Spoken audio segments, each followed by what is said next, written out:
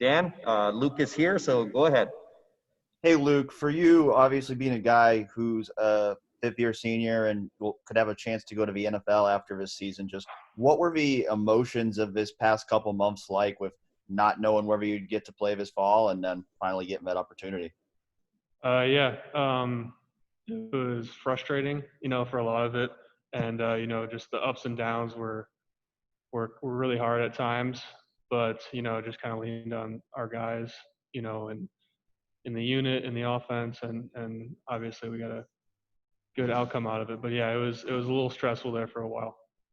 For a guy like you who's going into, what could be your final season here at Ohio State, like what's it like kind of having this shortened season and not having fans at home? How do you kind of adapt to that? We're gonna have to bring our own energy. I was just talking to Coach Mick about it the other day. The fans bring so much when you're at home, and you can kind of get on a rally and get them going, and it brings the energy up. So we're gonna have to create that on the sideline a little bit. So I mean, it's definitely unique. Obviously, it's unique for everybody in every situation right now. Nothing is normal, so we just got to play with our strengths and use them to make up for that stuff. Thanks, Luke. Next up, Tony Girdman with Buckeye Scoop and Patrick Murphy on deck. Tony? Luke, tight ends and receivers and all of those guys doing a lot of 7-on-7s, but that's you do more than that as a tight end. So how do you work on your physicality in this time without pads to make sure you guys don't lose that as well as tight ends? Don't got to worry about that. Coach Wilson's got it taken care of. We do it every day, individual drill, whether it's with, we have shoulder pads on or we just got the little shield. We're working on pad level, base, feet, hands, power every day. So it's not something that we can really let slip because it's just like muscle memory and just constant, the thousands of reps we've gotten at it. Kevin Wilson talked about the increasing the pace of play and practice. How will that help you during the season? What will that become on the field then for you guys?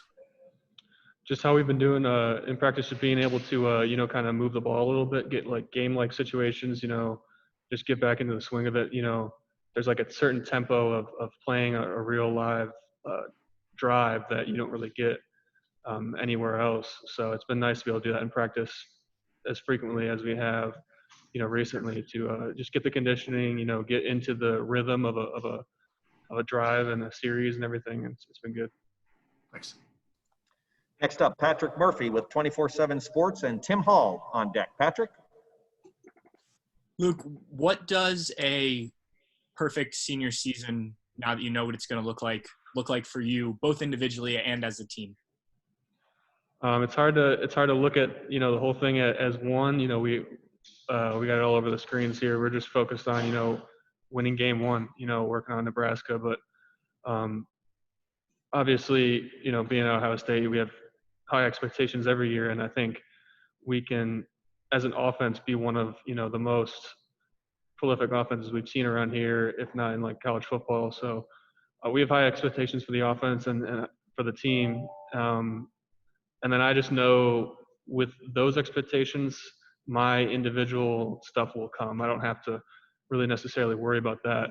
If we're successful as an offense, I'll be successful as an individual.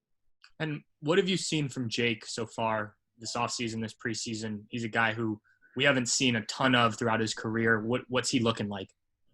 He's been great. I think the whole unit's been coming along, but especially past 2 seasons, really, he's been just made huge improvements in every aspect of his game, and we've really seen that since last season. Just didn't get as many opportunities to show that on game day, but we're just like functioning so smoothly as a unit. We can just, doesn't matter who's in there, they'll get the job done, and he definitely contributes to that, no question. Thanks, Luke. Mentioning honors with Luke, he will be one of about a half a dozen legitimate academic All-American candidates on the Buckeyes team this year. Moving on, we will go with Tim Hall from 97.1 FM, The Fan. And then we're going to start over with Brendan Gulick on deck. If anybody wants to, who has joined late and wants to ask a question, just shoot me a message in the chat with who you want to talk to. Tim, you're up. Hey, thanks, Jerry. Luke, I'm sure the coaches talk your ear off on how there's more to playing the tight end position than catching passes, but I think it's been since 95, Ricky Dudley, I want to say, where there was a 500-yard receiver. Do you guys hit about that? Is there friendly competition? Who's going to be the first one to reach that benchmark, anything like that? Among the tight end unit, I mean, we don't really talk about numbers like that. We're always lobbying to get the tight end the ball, no matter who it is. Can we get that, special play in that week to, give us a chance to get that extra opportunity. But, I mean, I haven't talked to those guys about numbers like that. But, yeah, I mean, just looking for that opportunity and just showing that we can do every aspect of what a tight end does. And between you and Jake and Jeremy, you guys kind of provide some different skill sets. What is it specifically for you that you're trying to improve on in 2020? We obviously had a lot of time, just at home to isolate those specific things. And like Coach Wilson said, we were watching, the NFL guys, a bunch of NFL tight ends and how they do things. And so, in regards to the pass game, I guess I was really focused on, getting a good release off the line, bursting in and out of cuts, being a taller guy, just being able to get in and out of cuts fast and drop my hips and everything. And just that suddenness and the burst. And then in the run game, just continuing try to keep my hips down and hands inside, and just all that, just more dominating blocks rather than just covering a guy up or something. Thanks. Actually, Brendan, I'm going to interrupt you here. I had one more guy that hadn't asked a question yet. Next up, Spencer Holbrook with Letterman Row and Brendan Gulick on deck. Spencer?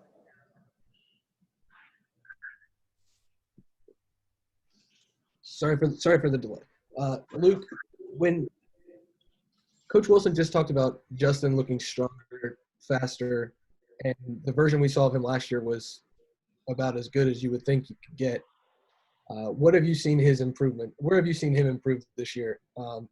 Because it seemed like last year was about the best he was one of the best quarterbacks in the country. So where have you seen him take that next step as a guy who blocks for him and catches passes from him? Yeah, definitely physically. Obviously, he's doing anything and everything he can to get better. But, something else that Coach Wilson mentioned that I think I've noticed the most is just the leadership aspect. Obviously, he was a new guy coming in last year, but he has made huge strides in being an outspoken leader of our offense and our team. And I think that has just rallied everybody around him even more than when he was producing on the field. What he's doing off the field is incredible. So I think that's just brought up everybody around him. Thank you. Yep. Next up, and this will be the last question for Luke. Next up, Brendan Gulick with Buckeyes Now on Sports Illustrated with Jeremy Birmingham on deck. Brendan? Hey, Luke, I want to ask you kind of a personal question. I'm really interested to know when you realized you fell in love with football and when you also realized, I think I could be really good at this game and could play at a high level, both collegiately and potentially at the professional level. I pretty much fell in love with it, I think, right when I started playing, maybe even before, because, I always wanted to play because, I have an older brother that played, and I was always asking because we always played. We played soccer in elementary school. So third grade, I switched over, and I think right away, I played, I think, fullback and defensive end. And it was just, they told me on defense, go to the ball. And I was like, awesome. That's all I wanted to do. So it was just so much fun. And that pretty much carried on with whatever position I was playing. I played running back. I played center in middle school. I receiver, and then finally switched to tight end, I think sophomore year of high school. And I think when I realized I could be really good was not really until maybe I got a phone call through my head coach in high school from Coach Meyer, and just actually being on the phone with him was like, oh, okay, this is real. Like I can actually do something with this. So that was, pretty big for me just to say like, hey, you can maybe take this somewhere. And as a quick follow-up to that, how have you let that love of the game grow and drive you to try and be better and push your own limits? It's just anything we do here, just learning how to become better is more fun than learning to do almost anything else. As I got here into the more like football IQ stuff, it just was so interesting to me how you can elevate your game like mentally, which you don't really do a ton before that. So just every aspect of the game has been, exciting to get better at. Luke, thank you very much for your time. Folks, we're going to bring in Jake Hausman now at this time. Get him